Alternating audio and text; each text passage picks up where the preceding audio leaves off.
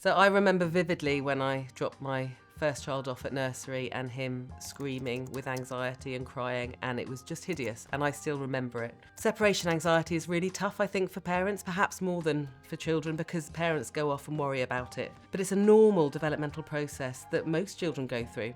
It's common from around the age of 6 months and can last until about 3, but obviously there are massive variations across children, we're all different.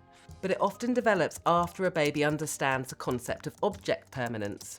So this is an understanding that something can exist even when it can't be seen or heard.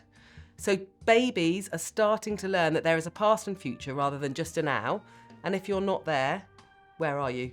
So if you remember that your parent was somewhere a minute ago and then they're not there anymore, it can be quite upsetting, particularly when children rely on you to keep them safe, when you are the anchor for them to go and explore, and particularly when you're putting them in situations that they don't feel quite so comfortable with. And until they have repeated experiences of separation and reunion, they won't learn that when you leave, you'll come back. So I think it's really important to start from very early on playing games that help them experience this. Hide and seek, peekaboo, it gives them that separation and then reunion. And it's very distressing to witness, as I said earlier, I vividly remember it. But separation anxiety is normally a sign that your child has started to know that you are the available and responsive, trusted adult, and that they feel safe with you by their side.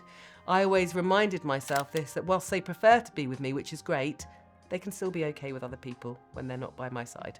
One of the key tasks of toddlerhood is to develop that independence, but also being able to return to you, the secure base, the safe base, when things become too much. So going to new places without a trusted parent can be very difficult.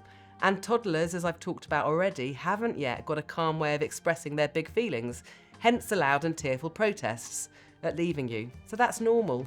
They will shout and scream, they won't have another way of communicating it. Children do generally grow out of it, but separation can last longer, particularly with children who've experienced loss, separation and change of caregivers. They haven't repeatedly experienced that adults can be trusted and adults will come back. But in children without additional needs, it is rare that separation anxiety continues on a daily basis after the preschool years. Although of course transitions, tiredness, illness, changes are all likely to increase his feelings at time.